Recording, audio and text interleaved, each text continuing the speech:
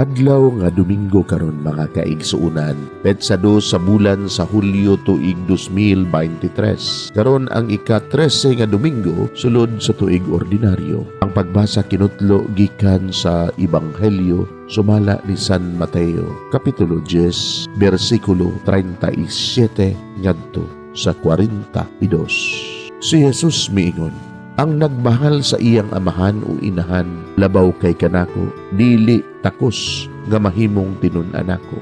Kadtong nagmahal sa iyang anak, labaw kay kanako, dili usab takos mahimong tinun-anak ko. Ang dili mo pas-an sa iyang krus ug mosunod kanako, dili takos mahimong tinun-anak ko. Ug kadtong maniguro sa iyang kaugalingong kinabuhi, kawad-an niini. Apan ang kawad-an sa iyang kinabuhi tungod kanako, makabaton niini. Ang nagdawat kaninyo, nagdawat usab kanako, ug ang nagdawat kanako, nagdawat usab kaniya nga nagsugo kanako. Ang nagdawat sa usa ka propeta tungod sa iyang pagkapropeta, makadawat usab sa ganti alang sa usa ka propeta. Ang nagdawat sa tawo nga matarong tungod sa iyang pagkamatarong, makadawat usab sa ganti nga alang sa tawo nga matarong. O ginumdumi kini kadtong nagpainom og bisa na lagbog ng tubig sa labing ubos sa akong mga sumusunod, tungod kay siya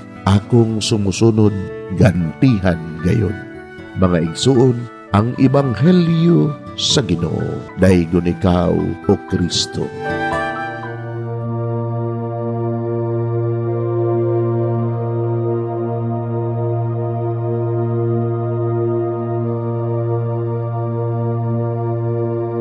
Pagampo sa dili pa magsugod sa trabaho. Magampo kita sa ngalan samahan sa Anak ug sa Espiritu Santo. Amen. Langit mo namong Amahan, sa among pagsulod nining trabahoan, among gidala ang imong presensya uban kanamo. Among gipamulong ang imong kalinaw, imong grasya, imong kaluoy, ug ang imong perpektong hanay sa among mga trabaho. Among gipadayag ang imong gahom labaw sa tanan, diha sa mga butang nga among mahimo, masulti, mahuna-unaan ug mahukman sulod nining adlaw. Ginoo, nagapasalamat kami sa gasa sa kinabuhi niining bagong adlaw, niining kahigayunan nga kami nakasulod sa trabaho ug mamahimong parte niining nga grupo. Salamat sa mga gasa nga imong gitugyan kanamo. Hamong gamiton kini diha sa pagimaya kanimo. Hatagi kami sa kusog ug kadasig sa pagbuhat sa among mga trabaho. Panalangini ang among mga proyekto, mga ideya ug kusog, aron sa ingon bisan sa pinakagamay namong mga kalampusan, magahatag kini sa imong himaya. Ubani kami, Ginoo, sa among pagtrabaho nining adlaw. Puna kini nga lugar sa inspirasyon ug kusog. Tabangi kami nga magtrabaho isip usa ka grupo nga mapakita sa usag-usa ang kamaayo. Himuha kami nga maayo nga makabot namo ang mga butang nga kinahanglan namong buhaton. Himuha kini nga lugar nga puno sa kalipay ug panaghigalaay, ug kamugaway ug kalinaw ang mapatigbabaw niining dapita.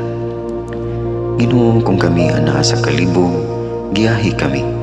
Kung kami muwadaan sa kadasig ug paglaom, dasiga kami. Himua nga ang trabaho nga among gihimo ug ang paagi sa among paghimo niini makahatag unta kini ug hugot nga pagtuo, kalipay ug pahiyom sa tanan nga among mahimamat karong adlaw. Panalangini ang among mga pamilya, among Pinoy-anan, among nasod.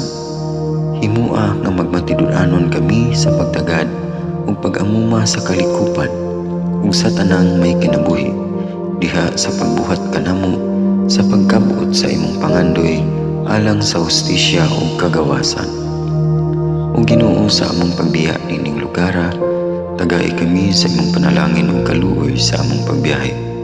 Panalangini ang among mga pamilya ug Pinoy-anan nga anaunta sa mayong kahimtang sama sa among pagbiya kanila. Ginoo, salamat sa tanang butang nga imong nabuhat, sa tanang butang nga imong gibuhat ug sa tanang butang nga imong buhaton pa. Sa ngalan ni Jesus, among giampo diha sa tumang pagigugma ug pagpasalamat. Amen. Sa ngalan sa Amahan, sa Anak ug sa Espiritu Santo. Amen.